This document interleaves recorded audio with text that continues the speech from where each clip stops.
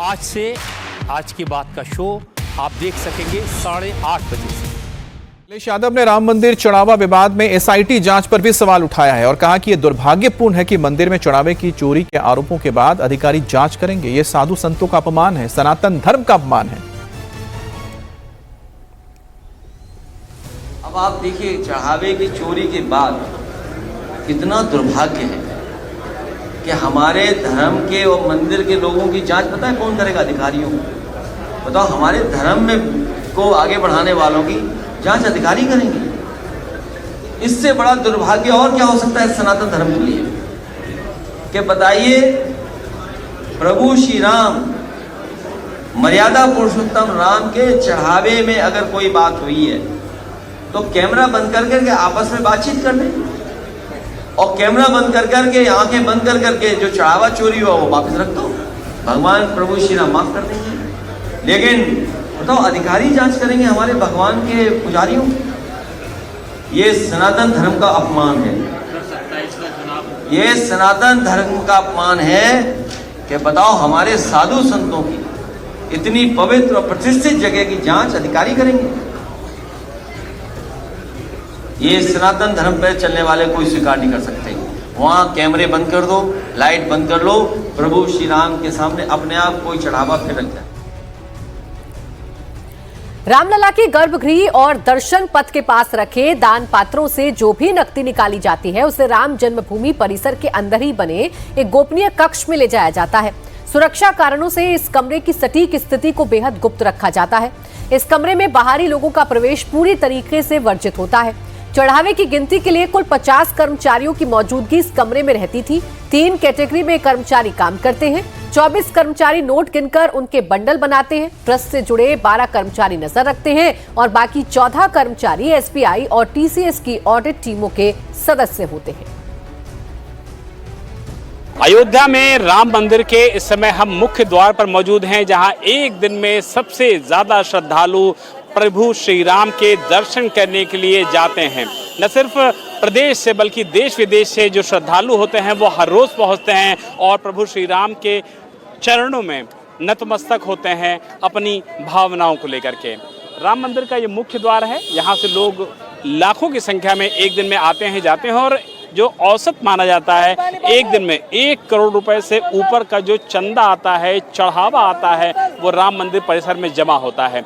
इसमें जो सोना चांदी आभूषण दान होता है या यूं कहा जाए चढ़ावा चढ़ता है, उसकी गिनती फिलहाल नहीं है और बड़ी संख्या में जो श्रद्धालु होते हैं वो पूरे देश भर से विदेश से यहाँ पर आते हैं। जो ट्रस्ट के लोग हैं उनका कहना है कि एक दिन में लगभग 1 करोड़ रुपए के आसपास ये गिनती होती है और जो लोग इस काम में शामिल किए जाते हैं उनकी ये जिम्मेदारी होती है कि वो सीसीटीवी की निगरानी में बैंक ऑफिसर्स के साथ मिलकर के बाकायदा इन सारी रकम को न सिर्फ एक जहां इकट्ठा करते हैं बल्कि सेम डे इस पैसे को एसबीआई जो कि स्टेट बैंक ऑफ इंडिया की ब्रांच होती है वहां लेके जाया जाता है और जो अगर कैश ज़्यादा हो जाता है या आभूषण ज़्यादा हो जाते हैं तो उसको एक दिन वहीं पर बंद करके रख दिया जाता है। अगले दिन फिर इसकी काउंटिंग की जाती है और उसके बाद संबंधित बैंक ब्रांच में इसको लेके जाया जाता है। लेकिन जिस तरीके से राम मंदिर में चढ़ने वाले चढ़ावे को लेकर के न सिर्फ संतोष दुबे ने बल्कि दूसरे पदाधिकारियों ने भी जिस तरीके के सवाल खड़े किए हैं या यूँ कहा जाए कि जिस तरीके के हालात मौके पर मिले हैं, सर्कमस्टेंशियल एविडेंसेस जिस तरीके के मौके पर मिले हैं, वो अपने आप में कई तरीके के सवाल खड़े कर रहे हैं और इसी को लेकर के फिलहाल यूपी सरकार ने एसआईटी का गठन किया है जो कि लखनऊ के मंडलायुक्त, लखनऊ के आईजी किरण एस और इसके अलावा वित्त विभाग के एक विशेष सचिव के तहत इस पूरे इन्वेस्टिगेशन को किया जाएगा। इस पूरी इन्वेस्टिगेशन को आगे बढ़ाया जाएगा और ये जाना जाएगा कि जो चूक की बात सामने आई है, जो चोरी की बात सामने आई है, जो गबन की बात सामने आई है, आखिर उसमें कितनी सच्चाई है और इसी को लेकर के जो एसआईटी की टीम है वो यहाँ न सिर्फ पहुँचेगी बल्कि इस पूरे मामले को इन्वेस्टिगेट भी करेगी। और राम मंदिर चढ़ावे में चोरी को लेकर छानबीन जारी है। एक कर्मचारी के घर से 10 लाख बरामद किए गए हैं। दोनों आरोपी राम मंदिर में चढ़ावे के पैसे गिनने का काम करते हैं। इस मामले का खुलासा तब हुआ जब एक कर्मचारी ने करीब 1.5 करोड़ रुपए की जमीन खरीदी और दूसरे ने करीब 40 लाख रुपए का प्लॉट खरीद लिया, जबकि इनकी सैलरी सिर्फ 18 से 20 हजार रुपए थी। इस पूरे मामले में सबसे पहले नाम आया लवकुश मिश्रा का। ये युवक अयोध्या के पास रुदौली के सूजागंज इलाके के मीनापुर फगौली गांव का रहने वाला है। जो आरोप हैं वो बहुत ज़्यादा गंभीर हैं, वो बहुत ज़्यादा खतरनाक हैं कि लव कुश मिश्रा ने इस पूरे मामले में न सिर्फ चोरी की है बल्कि इस चोरी की घटना को अंजाम देने में और लोगों की मदद भी की है। बताया ये भी जाता है कि जो अयोध्या जिले में फैजाबाद इलाका है, फैजाबाद इलाके में उसका एक घर भी बन रहा था और उसमें लाखों रुपए लगाए जा रहे थे। लेकिन इस पूरे मामले में जो लव कुश के परिजन हैं उनका ये कहना है कि इस पूरे मामले में लव कुश मिश्रा को गलत फंसाया जा रहा है, उसकी किसी भी तरीके की कोई भी गलती नहीं है। और इस पूरे फजौली गांव में अगर आप देखेंगे तो फिलहाल इस घर की जो पैतृक घर है लव कुश मिश्रा का, उसको देख करके कम से कम ये स्थिति नहीं लग रही है कि कम से कम यहाँ पर फिलहाल इस तरीके के पैसों को लगाया गया है। इसीलिए ये पूरी बात सामने आ रही है कि फैजाबाद में जो घर बन रहा था लव कुश मिश्रा का, उसमें संभवतः इस पैसे का इस्तेमाल किया गया था। जो गोबर का इलाका है, जहाँ गोबर पाता जाता है, कंडा पाता जाता है, इसमें बताया गया कि फिलहाल यहाँ पर जो आरोपी है उसने चीज़ों को छुपाया था। लेकिन जो परिवार के लोग हैं, जो लव कुश की बहन है, वो इस तरीके के सारे आरोपों से साफ तौर पे इनकार कर रही है। आप लव कुश की बहन हैं? आप क्या कहना चाहती हैं? इंडिया टीवी के माध्यम से पूरे देश के लोगों को, दर्शकों को सच बताइए। सच के ये है कि जो अफवाहें फालतू के उड़ रहे हैं कि गोबर में पैसा पाया जाता है, लोग उसके वहाँ से नहीं 10 लाख बरामद हुए और राम मंदिर से कुछ लोग आए थे पैसा लेने, ऐसा कुछ भी नहीं है। हमारे भाई को सब लोग गांव वाले और सब और बाहरी लोग इनको फंसा रहे हैं। लव कुश मिश्रा के रिश्तेदार भी जांच के दायरे में हैं। शुरुआती तफ्तीश में 18,000 की कमाई करने वालों के लाखों करोड़ों के प्रॉपर्टी के खुलासे हुए हैं। अब एसआईटी की टीम तफ्तीश कर रही है।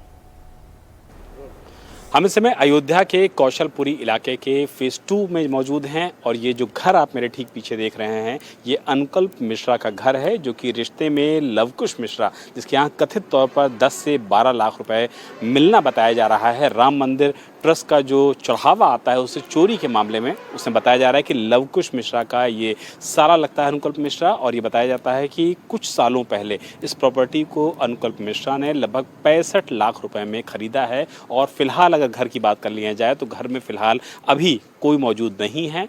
काफ़ी कोशिशों के बावजूद कोई भी घर से बाहर नहीं निकला है और अनुकल्प मिश्रा उस सूत्रधार के रूप में सामने आ रहा है जो दरअसल राम मंदिर में जो चढ़ावा आता है उसको गिनने का, उसको कलेक्ट करने का, उसको सही जगह पहुंचाने के तौर पर जाना जाता है। और अनुकल्प मिश्रा के बारे में बताया जा रहा है कि उसने ही अपने जीजा यानी कि लव कुश मिश्रा की जो नौकरी है वो अयोध्या के राम मंदिर परिसर में लगवाई थी, जहाँ पर जो चढ़ावा आता था उसको गिनने का काम, उसको कलेक्ट करने का काम और उसके बाद उसको SBI यानी कि बैंक के माध्यम से बैंकों तक पहुँचाने का काम आता था।